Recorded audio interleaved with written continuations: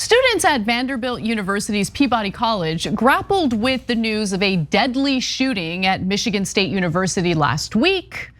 And those in the administration, some of the deans, thought it would be good to reach out to the students, comfort them with an email. Now, of course, I know that emails aren't really all that comforting, but you know what's especially not comforting?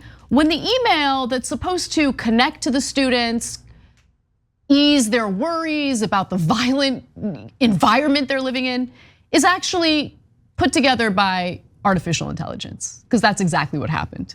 So apparently the Thursday email from Peabody College's Office of Equity, Diversity, and Inclusion addressed the shooting in Michigan, but didn't even refer to any Vanderbilt organizations or resources that students can contact for support. Instead, it emphasized the importance of community following the shooting. So let me read you the email that the students got. Dear Peabody family, the recent Michigan shootings are a tragic reminder of the importance of taking care of each other, particularly in the context of creating inclusive environments. What? Okay, well, all right, let's keep going. As members of the Peabody campus community, we must reflect on the impact of such an event and take steps to ensure that we are doing our best to create safe and inclusive environment for all. Let's just listen. So they used ChatGPT to put this together, which so sad. Is bad enough, by the way. Like, that's the heart of the story. It's just, there's something kind of callous about that, right? Especially because if you're gonna make the effort to reach out to the students, especially as administrators at universities, maybe don't use technology to write it on your behalf because you're too lazy to do the work yourself, okay? That's point number one. Point number two, did they even bother reading this? Because it was a shooting. What does this have to do with equity and inclusiveness? What is this? What is this? What is this? Like, I just feel like everyone has their own like political agenda in their mind, and they somehow, it's kind of miraculous. They'll use the same talking points, they'll apply it to every issue. Yep. This is a mass shooting. This is not an issue about racism or the lack of intersectionality. What is this? Yeah. What? No, Anna, your point about the fact that they didn't even read it is amazing. I mean, so it's, and by the way, at the bottom of the email, it says that they use, it has a standard disclaimer saying that they use ChatGPT. They didn't mean to put that in there. It's just a standard disclaimer that comes with ChatGPT, okay? So not only did they not read the substance of the letter, they didn't even read that they accidentally put that it was written by ChatGPT. I mean, you can't get any dumber than that. But if you read the email, I mean, at a bare minimum, just read it, just read it. How lazy are you? You're at a university, a really good one, Vanderbilt. You didn't even read your own email. It's like the email's like, now because of the shooting in Michigan State University, we're urging you to drink more orange juice because vitamin C is really important for your diet. But honestly, you're like, wait, what? It's just as absurd. Honestly, it's just as absurd. The mass shooter at MSU had no ties to the university whatsoever. It wasn't a race-based shooting. It had nothing to do with the lack of inclusivity, none of that. Like, it is insane that they sent this out and didn't even bother to read it. Okay, well then they get caught and the students are upset about it and they start sending out their mea culpas.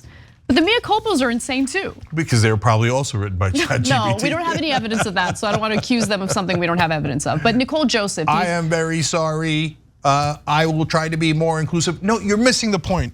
Okay, anyway, sorry, go ahead, give him the real one.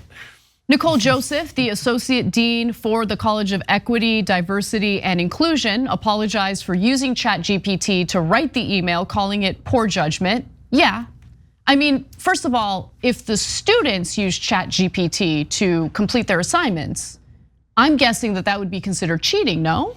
Yeah, I mean, plagiarism or cheating, some sort of cheating. I mean, you could definitely get thrown out of Vanderbilt if you're a student and you use that for your assignments. But apparently it's fine for the faculty and staff. So here's what Nicole Joseph, again, the Associate Dean for the Office of Equity, Diversity, and Inclusion had to say. While we believe in the message of inclusivity expressed in the email, using ChatGPT to generate communications on behalf of our community in a time of sorrow and in response to a tragedy contradicts the values that characterize Peabody College. But, okay. As with all new technologies that affect higher education, this moment gives us all an opportunity to reflect on what we know and what we still must learn about AI. No, that is not the takeaway. That is not the takeaway, actually, not the takeaway at all. This is not a case of ignorance pertaining to AI technology. This is a case of you guys being so lazy, okay, lacking the ability to connect on a human level and relying on, like lazily relying on this new technology to send out a message to students about an incredibly serious matter having to do with mass shootings and gun violence. She's like, now this is a cautionary tale about how to use artificial intelligence. You have to remember to take out the disclaimer at the bottom. I've now learned that lesson. How about this? Don't send the email at all. Don't send any email. Obviously, you guys don't care. You guys don't actually care, right? So own it and don't send the email anyway, because guess what? The students aren't sitting around waiting for your damn email anyway. Yeah, your email is 100% irrelevant, right? Like, we're not telling you to send an email, go, we don't care, it's not our college, right? But you don't have to send one at all, especially if you don't care. Especially if you don't care. And you don't mean it, so why bother? Nobody cares anyway. They don't need your stupid email. But look, the other part of this that Anna alluded to earlier, Buttigieg is the same thing about the train derailment in East Palestine. Yes. And it wound up being perfect fodder for the right-wing media, and they bid on it, right? He's like, one of the problems is inclusion and diversity. I researched this over the weekend because I was super curious about what the reality is, right? So he's at a conference, okay? 10 days after the East Palestine train derailment, he still has not said a damn thing about that derailment, as the local community there is questioning, like, is it safe to go back home? Like, is the government gonna do anything for us? We're scared of the water. He doesn't say anything about it, but during that conference, he talks about, like, we need more diversity in construction. You know, too many people say that they see the men in the hard hats and they're not representative of their local community, right?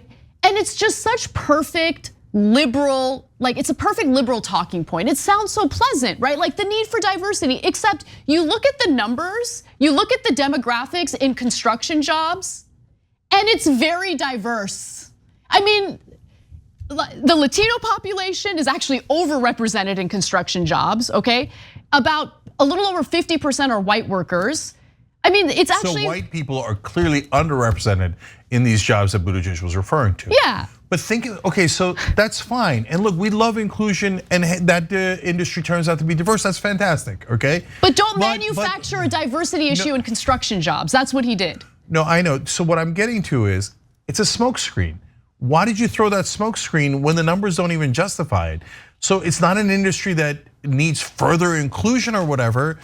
And we're talking about the safety issue. The train got derailed and you didn't regulate them on the safety at all. That's why you did the smokescreen. Exactly. And so that's why, guys, we love inclusion, we love diversity, we're progressives, right? But don't throw a smokescreen at me on an issue where it has nothing to do with anything just to cover your ass. And because you're obsessed with it, and you've taught even your artificial intelligence to be obsessed with it. Thanks for watching The Young Turks, really appreciate it. Another way to show support is through YouTube memberships. You'll get to interact with us more. There's live chat emojis, badges.